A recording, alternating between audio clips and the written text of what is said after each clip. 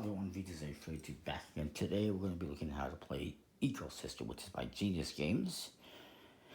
And it is for 2 to 6 players ages 10 and up. It is a set collecting game, essentially. Well, not really.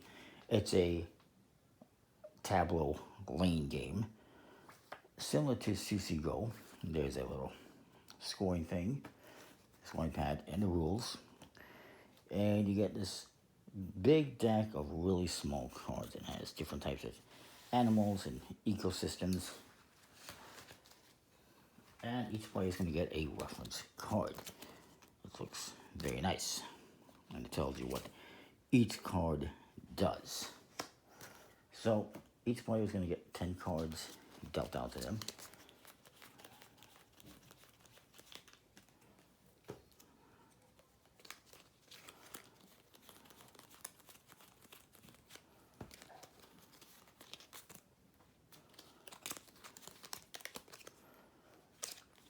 When it's your turn, and we'll put the rest aside, we don't need them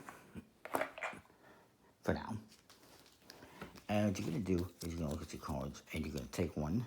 Let's say I believe that's the metal, put it face down.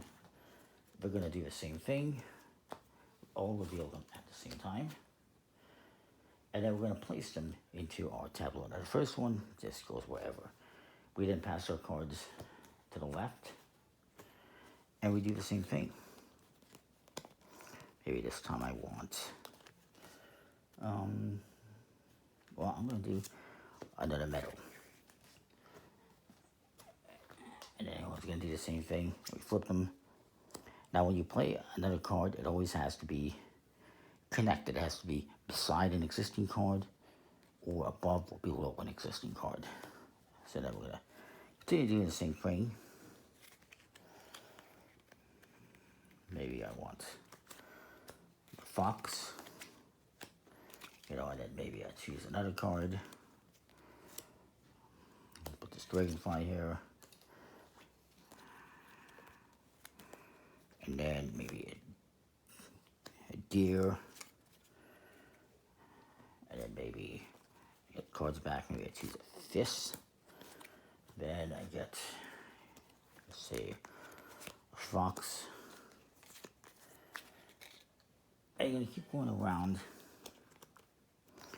and eventually you're going to get a, let's put that here, a 5x4 grid. And I'm just kind of randomly doing it. And each person, of course, is going to be doing this.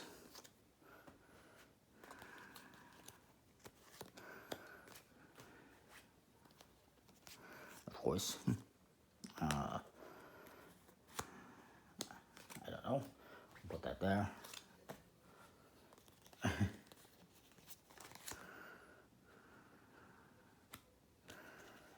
And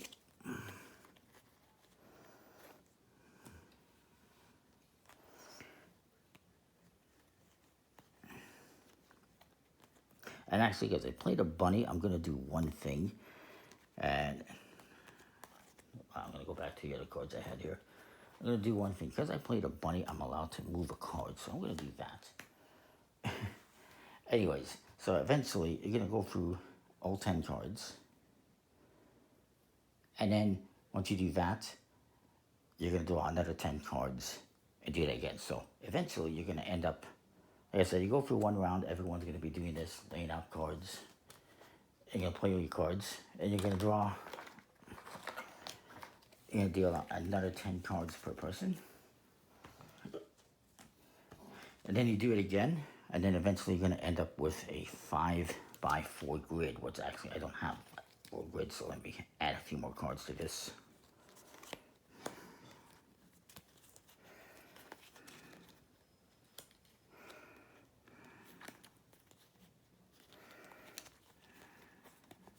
I just want to kind of make sure I'm covering all my bases here with all the other possible cards.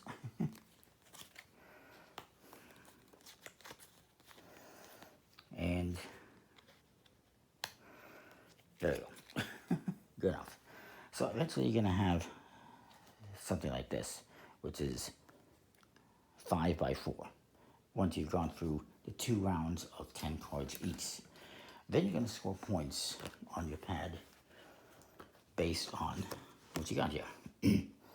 So a bear will score you, and it says how many there is of each. There's 12 bear, there's 10 trout, 8 dragonfly, 20 streams, lots of those, 8 bees, 8 eagles, 12 foxes, 12 wolves, 20 meadows, 8 rabbits, and 12 deer. So the bear, I will get 2 points for each adjacent bee or trout.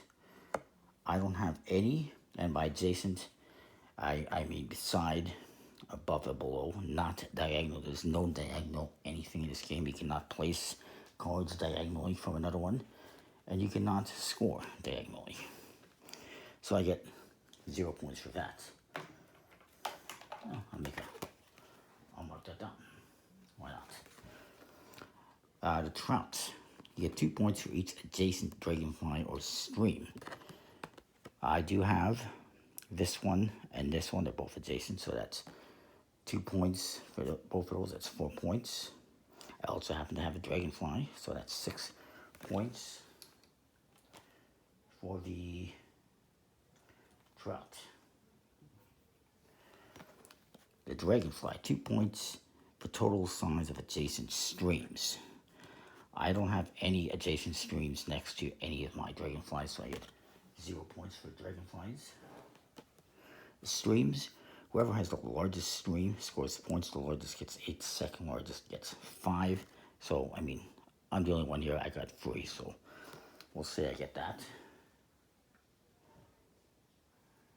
The bee, you get 3 points for each adjacent meadow. And I don't have any, so I get 0 for that. Unfortunately, the eagle, you get 2 points for each trout or rabbit within 2 spaces. So, I do got the rabbit here, right next to it. I don't have any trout in the neighborhood. So I get 2 points for the eagle.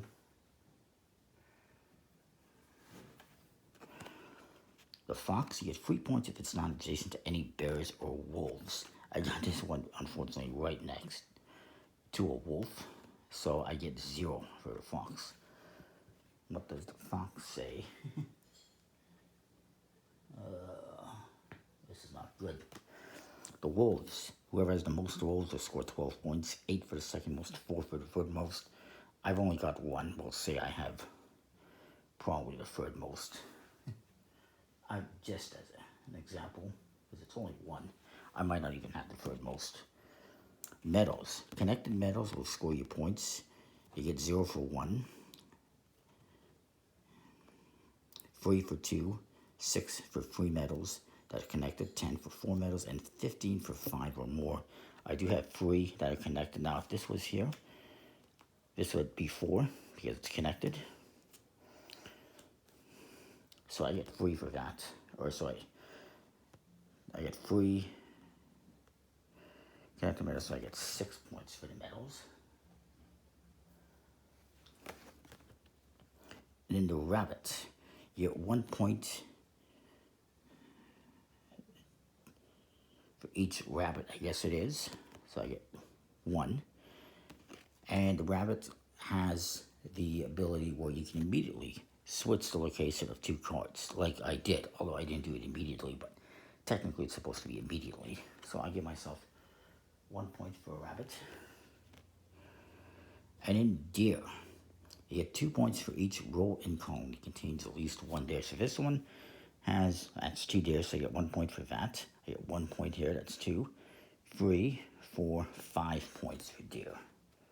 Times 2 axes, so 10 points for deer. Then there is a diversity scoring. If you have gaps in your scoring,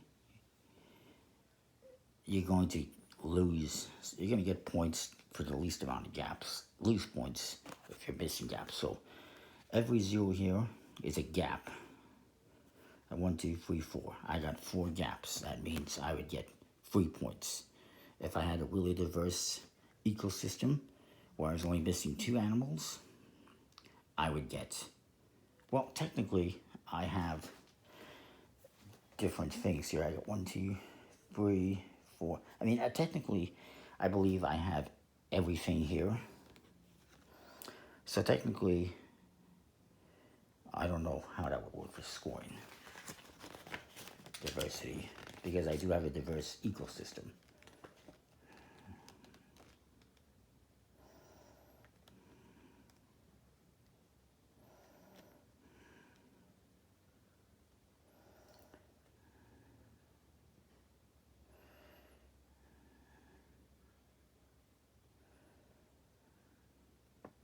Well, okay. So if you did not score any points for certain cards, those are ecosystem gaps. So I had 4. So because I was missing 4, I get 3 points. If I was only missing 2, I would get 12. If I was missing 6 or more, I would lose 5 points. So I would get 3 points for that. Oop, that was terrible writing. So then you're going to add it up, and whoever has the most points at the end wins. I think it's a pretty cool game. Like I said, it's basically like CC Go and other similar games where you start off with 10 cards, you take one, pass it to the left, and then you get another deck, take another one, pass it to the left, and then you keep going around like that, just like CC Go. And then in the second round, you get 10 more cards again. This time you're passing to the right instead of the left. So, very much like CC Go, except instead of CC, it's animals, it's ecosystem. Very nice artwork. Nice little cards, so it makes it so that you don't need that much space. Like I got like a foot space here, basically. So, yeah, I like it. Good quality cards. Although they're not embossed, but they are nice. So that is that. Comment, like, subscribe. That is Ecosystem. Let me know what you think. Let me know if you have any questions. And we'll see you next time. More. Thanks for watching.